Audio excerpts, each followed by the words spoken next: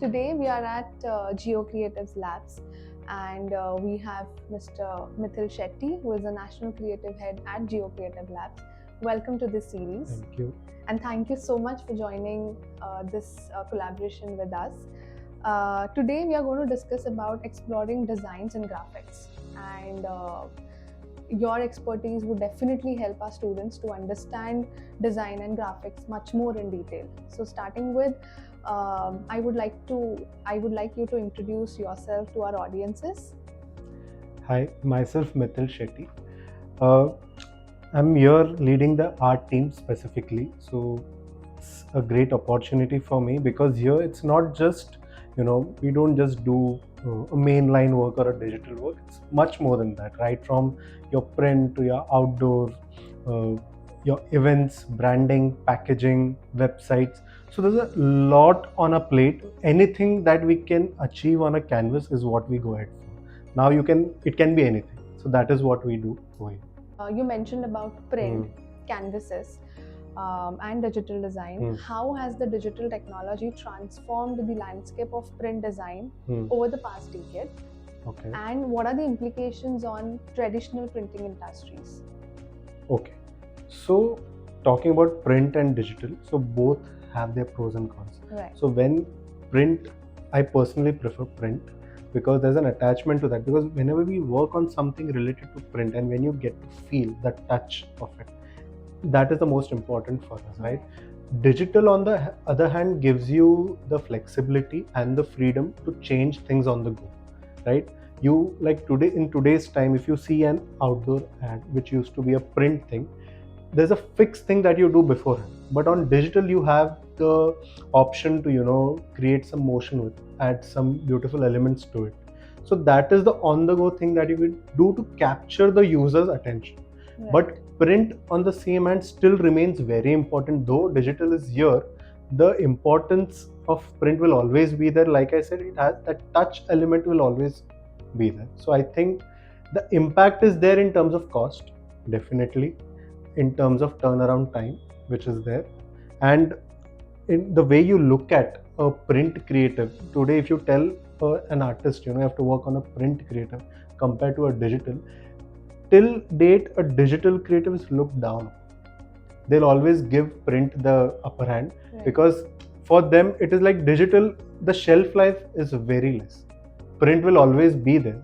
The shelf life of digital is like compared to nothing. Today you'll see something on a digital platform, tomorrow it's gone. The print will always be there. Right. So the importance is over there. Right. And after COVID, what do you think? What's the ratio between print and digital? I would say definitely digital has gone up because the amount of opportunities that have opened up with the whole COVID thing, everyone back home. Now, how do you reach people? With everything having restrictions, this was the only way to reach, with the digital media, right. Your phones, your TVs, internet. So that is how it opened up that window. And because of that, it has now gone up. Right. Like if you see the way India is also growing, the digital first, with all the payments and everything. Now we have hell lot of options to create ads for. Right. Before it was very restricted, you had to buy the space. This was the media. This was the prime location. But with this thing, with everything going digital, now you have the real estate space. Right. That is why now digital, the option is more. Right. In package designing, how can sustainable practices be seamlessly integrated without compromising the brand identity or consumers' appeal? Okay. Now this question has a lot of dependability, right? From a brand's perspective versus the consumer's perspective, right? As a consumer, I would always want to, opt for a sustainable product. But when you come from a brand's perspective, yes, they are obliged to, go for such practices, but they also have to look at the manufacturing angle, the cost angle. Right. Now, if you see, you can do things in a very sustainable way, but there are certain things that you need to communicate. There are certain things that you need to do. True. Where, not everyone can afford that. Now, going sustainable does not mean that it's going to be a cheaper thing. Anything that you want to do good comes at a cost. So again, it has to be affordable. Right. Again, as a brand, what you stand for in terms of your identity has to be conveyed on the same. Like I can have a clean design on a carbon this thing, but does it stand for my brand? You will see a lot of startups doing that, but an age-old brand doing that, you'll see very few brands doing that because they have carved that image in the consumer's mind. Suddenly, to change it, even the consumer, they need to accept it. In today's this Gen Z and these people, they'll happily accept it. But the ones who have come from the back, they'll first try to feel the product, understand. Yes, because for yes. me, when I say design, it has to ignite all the senses, right? Be it touch, hear, feel, taste, everything. So for them, it will be like in the product that I'm using, how much do they understand sustainability? Yeah. Is the biggest question. Because if they don't understand that, they'll be like, what is happening? But the Gen Z, they're vocal about it, they'll go for it. In fact, if you don't do that, they'll, speak against it. Yeah. I mean, for an example, if I'm buying a product, maybe I'll see a product on Instagram or a digital platform, just buy it. But when it comes to my father buying a product, so he wants to go in a shop, he wants to touch it, feel it, bargain it, and then buy the product. Yeah, there's a difference. Like you mentioned, when your father will buy, he'll buy the product. Yeah. When you buy, you'll go for the package. Right? Even if I've written something like made in India or recycle, reused or recycled, you will go for it no matter what the product is. Right. Because for us in this today's time, it is all about the packaging. How you're going to package the product. For them, it was about, they'll also buy any product which is good for them. For them, packaging never mattered. Correct. But for us, it does. Perfect. How typography goes with package designing? What's the role of, I know typography is very important, plays very important role in design. But what is the combination between package design and typography? It's very, very, very important. Not a lot of people realize that. Because see, in typography also you have a lot of variants, right? You could have serif, sans serif, you could go for the bold one, thin one. Now you have to be very careful when you take a serif. Like you'll find a lot of premium luxury brands with a lot of serif fonts, thin, because they believe in being clean, minimal. A lot of brands which tend to be, shout out, you could use the bold ones, sans serif. But that is how it plays the role. If you want to be someone who's very bold out there, taking a stand, then you go with such options. But if you want to be someone clean, being in the elegant zone, that is how you'll follow that. Also, it changes with product to product. Yes, maybe it changes from the category. Yeah, because for a skincare. Yes, if you go for a FMCG, say a kids product, it even if you're in a serif or sans serif zone, you'll see a lot of rounded, warm, those kind of treatment, compared to a very, if you go to any sports drink or a sports brand, very sharp, edgy, dynamic, because that is the emotion they want to evoke. You cannot be in a sports brand, you have to be dynamic because it's all about action. Right. If you don't, because you take any energy drink also, it's always there. In today's time, most of the energy drink, you will find one thing common is the thunder. Why? Because it depicts energy.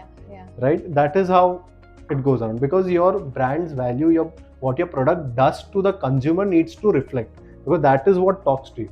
Because if it has a very opposite typography, then you'll not relate, because that is what we learn. For no matter how good or bad your product is, this is what speaks to. Right.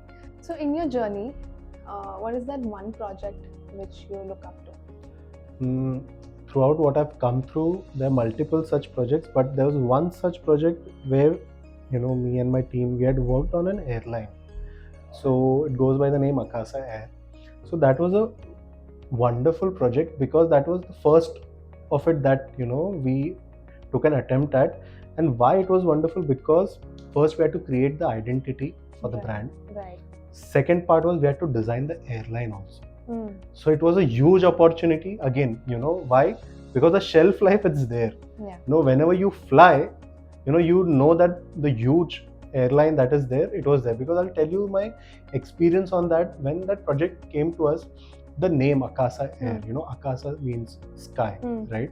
Now how to depict that? So if you look at the logo, it has a swoosh going up. So the company, the brand, they wanted to depict that of, upwards growth. and the swoosh itself, the tail of that swoosh is the when the jet flies, the wind that is formed, Right. and also the flying bird. Right. So that is how the thing was formed. Now we knew the logo was formed. What about the color? Now what we did was we plotted all the color palettes of the Indian Airlines that were there. Okay. And you know there was Jet, there was Indigo, then there was Spice, Air India. So Spice, Air India, they were all on the warm similar color palette. Jet, Indigo on the cooler palette. So we thought if we do something like that, we'll get lost. Yeah. So we thought let's do something new. Let's take a bold move. So we came with this orange and purple because we knew if there's this orange and purple contrast, no matter you take that flight or not, still you'll stand out. Yeah. So that is what we did, and it turned out to be really good. And when we started designing the tail and the livery of the airline, that is when we started loving it, because we had one such idea where Akasa means sky, right? It's your sky was the tagline. So we thought how to best depict that in print. So we thought the flight always takes off, and you look at the flight when you're standing here, you see planes flying. Yeah. So we printed it's your sky on the belly of the airline. So whenever you look up to, you're literally looking up and it says it's your sky. Oh, wow. And that is still there on the airline. So yeah, this is one unique journey, because here we worked with the client as well. We worked with the Boeing team also, who educated us on a lot of technicalities of what goes into the printing, what are the color, how do you treat those colors, because it is very different to what you do in the packaging compared to what you're doing on an airline. And what was the timeline? Timeline. How many sleepless nights? Yeah, no. I think we had enough, but all worth it in the end. Because when we saw that plane come to life in the hangar, we were like, it's there. Because we were working on a flat, diagram, a blueprint of the airline, and they sent us the photograph of the plane. Then they painted it, and we never thought of how many. But yeah, you have to give it all when you're working on such a project. Yeah, wonderful. And now to conclude, since you are in this industry for so many years, do you want to give any message to our students, or maybe our potential students who are looking out to take up design as a career? So what is that one message which you would like to give them? As a design, I'm sure everyone has their own creativity. See, there are two things I would like to say. A tool, as a normal thing, any software you take, you can learn, someone can teach you, you can do all those things. But creativity is to an individual, right? No one can give that to you. So my only thing is you should explore that, right, without the fear of going wrong anywhere. So that is one thing definitely one should do. And second would be patience. Very important on all levels. Patience to crack the right thing. Patience to get the right concept. Patience to take feedback. Have that most important. Be it from your internal stakeholders or external stakeholders. And the most important, I tell my people, patience to deal with human beings. When you are leading a team or working within a team, you come with different minds, and design being subjective, we'll always feel we are right. Because that is, see, whenever I design, I'll always be biased towards a particular color, towards a particular font, towards a particular style, because that is what I've been working with. Certain design inspires me, so I'll be biased towards that. But that is not necessary. That is what will work for my customer, for my client. So I need to have that patience to explore as well. Things are changing over time. There are new things coming into the market. I need to have that patience. For me, as a design, even when I take interviews, the first thing I check, does this person have the patience to sit? Because as a designer, if you don't have that, you cannot fit in this industry. So we say that, many students or parents ask us that what is that one skill set you look out from a student point of view. So, this will be the takeaway from today's session, that we look out for passion and the industry look out for patience. Yeah, because that is very much needed for us. So thank you so much for your time, and thank you for joining this interview today. And we look forward for many such informative interviews, and have a great evening. Thank you. Thank you.